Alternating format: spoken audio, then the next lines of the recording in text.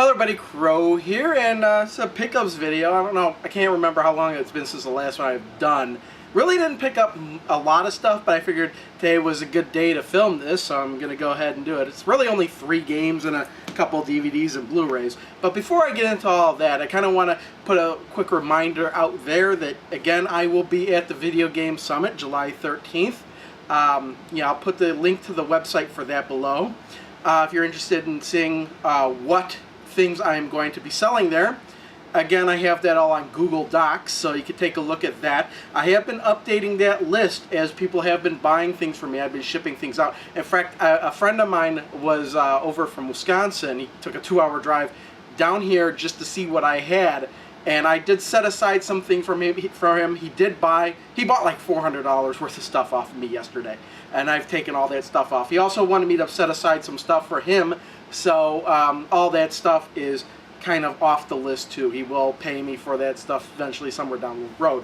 But that's not to say I don't have that much stuff left. I have tons of stuff left. Yeah, and as people have been saying, hey, I want to pick this up at the Video Game Summit from you, I have been putting that stuff aside as well, taking it off the list and such. So yeah, that's just a quick reminder of that. Let's get into the pickups. The very first thing I remember picking up out of this group I was at Fry's, and I saw one of my favorite sci-fi TV shows, and that's Lex. So they had 2 DVD packs. This is Lex Season 2, and this is Lex Season 3 and 4. Now, kind of doesn't make any sense. Okay, Lex Season 2, $10, okay, $9.99 as it were. Now I bought Lex Complete 3rd and 4th Seasons for $14.99. This is one bundle with Seasons 3 and 4 on it. But they also had separate Season 3 and separate Season 4 packs for $10 each. So I don't know who, maybe some people are interested in getting the seasons separated like that. But for me, $5 cheaper, that really hit the spot. Now, Lex is kind of a weird show. Kind of like a mix between sort of, I don't want to say Doctor Who.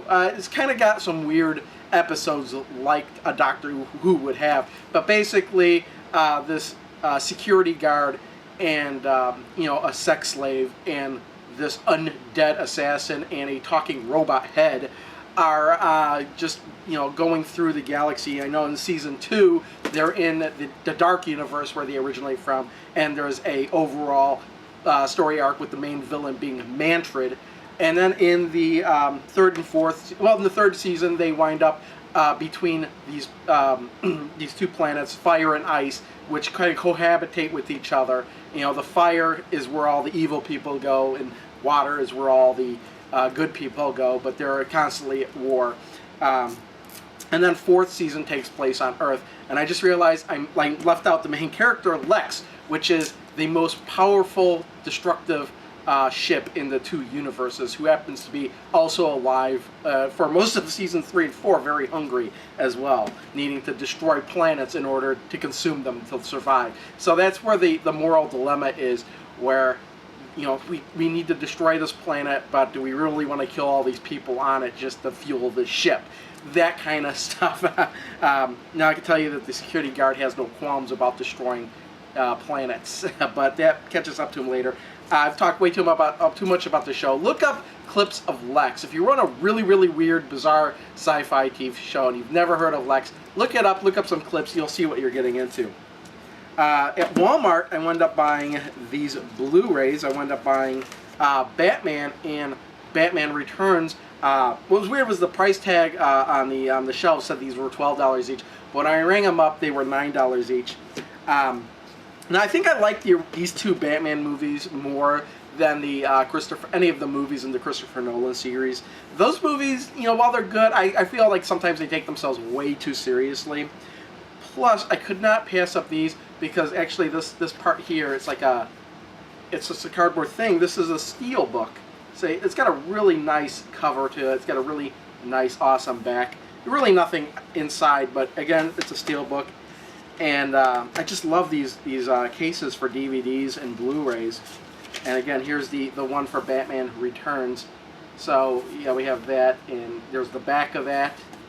And of course, if they were going to do that, they did need this cardboard for the UPC, and to tell you all the extra goodies that are on there. So you know what? If you're interested in those, there's my phone. Take a look into Walmart. Maybe they have them. They had some other Steelbook movies there as well. They didn't have Batman Forever or Batman and Robin, but I think they were just sticking with the Tim Burton, Michael Keaton movies, and that's fine with me, because if they did have all of them, I think I would only bought those two as well.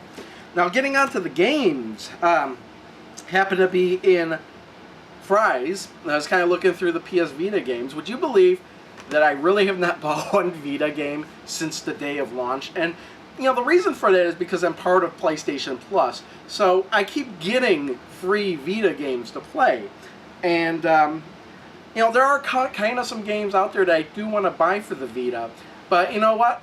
The way that, I don't know what it is about the Vita games and how one store just won't carry all the games.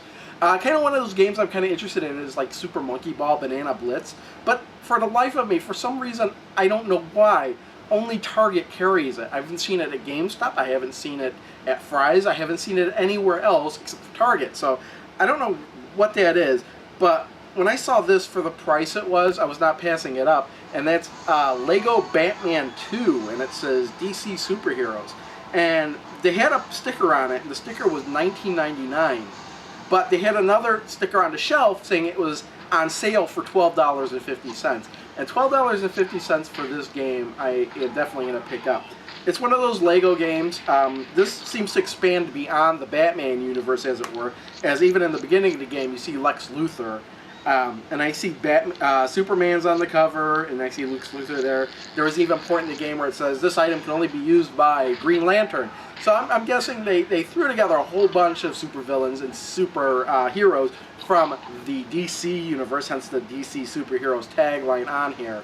And I'm sure that, for on the Vita, this is going to be a great game to play. So I'm actually going to be going camping in about a month, a little over a month. I'm going to bring my Vita with me, because I think I'm going to play this a little bit there.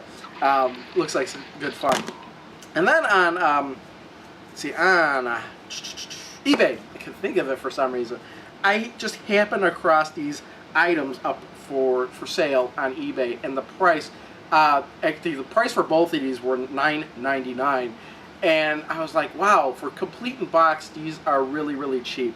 And I really love the boxes. And actually, this was the first one I saw. And this was Pinball Construction Set for the Commodore 64. And again, it's these cases that I love. And I think I may have myself a new collection hobby, collecting the Commodore 64 games that are packaged like this. It wasn't just EA that did these. I have one by Mindscape that was like that as well. And I think some of them by Alcalade were done the same way too. I might be mistaken about that, but yeah, we have Pinball Construction Set. We have it open up now. Back in the day, this was one of those games I always wanted. Nowadays, just sitting on the Commodore 64 and kind of building a crude pinball machine, really, I'd rather be playing the pinball arcade, as it were. But you know what? What you're seeing now in the footage now is kind of sped up footage of me building a pinball machine through the Pinball Construction Set. There's lots of things you could do on here that I wasn't even going to get it into. You can adjust like how hard the plunger is, you can affect how much the gravity is, as it were. You can even do triggers, like, oh, if this happens then that. You can do like some basic programming, change the music. You can even alter the outside of the table. I know, like even edit it pixel by pixel what you want it to be. So you can really get into this. The thing I was kind of disappointed was that there was no, as far as I can tell, there was no tables already preloaded onto the cassette, onto the disc. Like Racing Destructions that had preloaded race tracks around it. This did not have any of that. That's why you're seeing me having to build a table from scratch. And at the end, you'll see me kind of playing my really, really crappy table that I designed. But it was just something to get out there to see, just to have some kind of video. I'm just kind of looking at this. You could paint everything, and here's the back of the box if you're curious about that. So, yep. And then I was kind of looking once I saw this. And what it was nobody was bidding on it. So, the last day I bid the $9.99. Nobody else bid on it. So, I won it. And it was the same thing with this one, too. This is Sky Fox. And the reason I got this, well, again, because it is the same packaging, but I kind of remember having this game, or somebody having this game when I was a kid. Didn't remember too much about the game itself, but I really, really remember looking at this box and this artwork and everything. And on the inside, you have a little comic going on. And again, with I didn't mention it, but with all these EA games, they made sure and put the designer in the inside. So even in this one, you've got the designer right here telling the Skyfox test pilot how to operate the thing in a time of crisis, how to operate the ship in a time of crisis, and the end is basically where you take off in the game. It's a very, very, very surprisingly smooth-looking game. Something you wouldn't think the Commodore 64 would be capable of. But yeah, I kind of remember playing this a little bit, not too much. Downside is, okay, here's the crazy thing. The disc would load. I had my fast load cartridge in there, and I loaded the game, and it loaded all fine, well and dandy and everything, and then the game crashed.